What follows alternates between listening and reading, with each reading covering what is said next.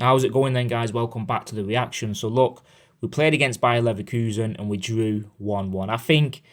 I wouldn't say we're quite lucky to get that 1-1 result, but we have to be content because we didn't really turn up for that game. But the fact that we still managed to get a draw and grind out a draw in like the last minute, the last kick of the game effectively, is credit to Arsenal because, the pressure on that penalty for Havertz, it was a pressure penalty, but he tucked it away nicely. Now, the fact of the matter is we didn't turn up, and a lot of people were saying, look, Arsenal have got a free pass to the semis, to the final, but that was never the case. You've still got to go and win those games. And the fact is, Bayer Leverkusen have come and beaten Man City this season at the Etihad. I think they've also beaten Newcastle at their pitch. So we've got to be quite careful when they do come to the Emirates Stadium. Now, Bayer Leverkusen are not a team to be rolling over against us, and they did go for it yesterday in terms of trying to be physical with us and match our physicality. Fair play to them. I've got to say, none of our players sort of turned up last night, and it was quite disappointing because a lot of these players have had a big, gap in between the last game and the Leverkusen game because the FA Cup, a lot of these players didn't start. And then it was, Madueke again who had to come on and be the game changer, and that's effectively what we've bought him for. We're going into the Emirates game now with a draw rather than a loss, and that's what quality does. When you've got competition and somebody else comes in for another player, and this is why I said Madueke will be a good signing for Arsenal. I've said it in all my videos. You can see that. Even at the start of the season when Saka wasn't playing well, a lot of people are saying, no, you can't drop him, this and that. You can see a lot of my videos I've said Madueke needs to start. Even when he scored those 2 goals against Club Brugge, I've said he's got to start at the weekend in the Premier League. You can't just score 2 goals in an away game and then be dropped just because your name is Saka. And a lot of people are getting it now. The fact is, Saka, yes, he's been our best player over the last 5 years, but if you're performing how he's performed recently, yes, he got us the winning goal and the 3 points against Brighton, but if you're performing like how you did last night, your name doesn't automatically get picked. Now, there's a massive dilemma on Arteta's hands for the weekend, whether he starts Madueke against Everton or Saka. Because for me, Saka needs a reset, a massive one. This season, he's still got more than 10 goals and assists, but he's just not lived up to that sort of level that we know he's capable of reaching. Overall, I think the team selection was spot on. Obviously, Gyökeres, I think he played well in the first 20-25 minutes. He got their captain a yellow card in the first 2 minutes, and then the same player didn't even look at the ball. Excuse me.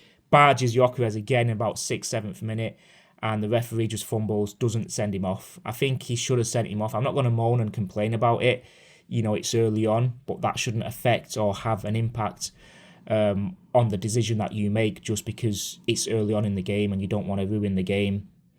He should have been sent off. He goes on to score the goal, and then I think it's justice, the fact that we get that penalty and convert it, because he should never have been on the pitch who scored that first goal for them anyway. He should have been sent off. So we drew 1-1, and we take that back to the Emirates. It's a Tuesday night game. It's all to play for. A 1-0 loss, if you're chasing that, it's a complete different game than going into the game at 1-1, because Leverkusen still need to win this game just as much as we do now.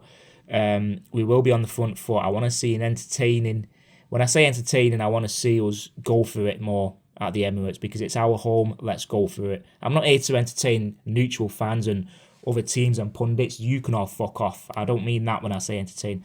I mean just entertain us fans and play with a bit of freedom and just get that 3-0, 4-0 victory, go into the next round. But yeah, I think it wasn't a great performance. It wasn't a 5-star performance. It wasn't a 4-star, 3-star. It was possibly...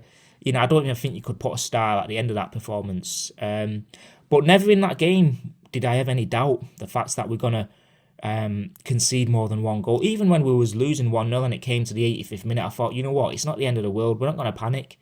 If it's 1-0 and we're chasing the game at Emirates and it's a 1-0 defeat at Leverkusen, it's still all to play for. Emirates is a different ball game.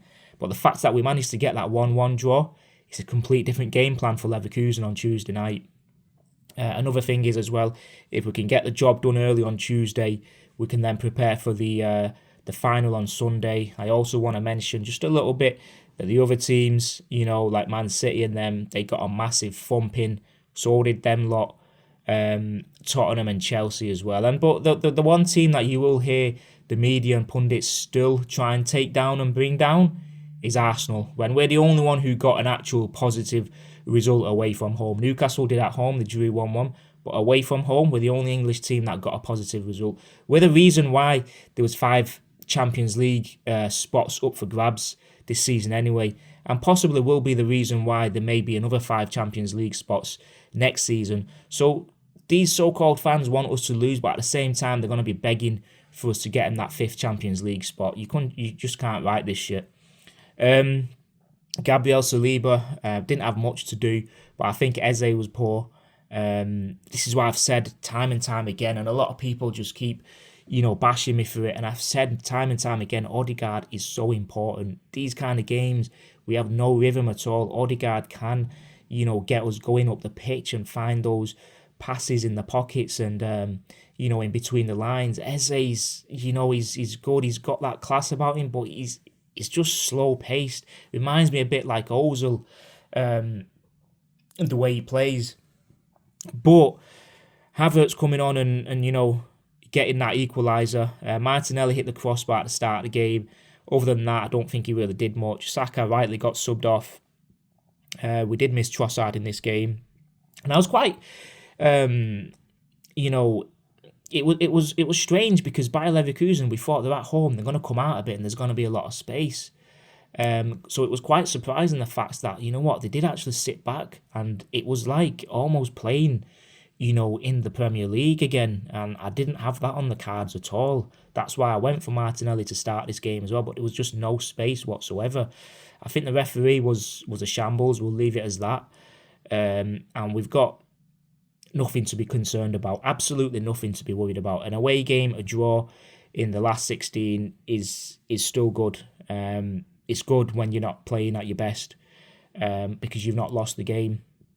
So what I'm going to say now is Everton, the game on Saturday, is absolutely gigantic of a game.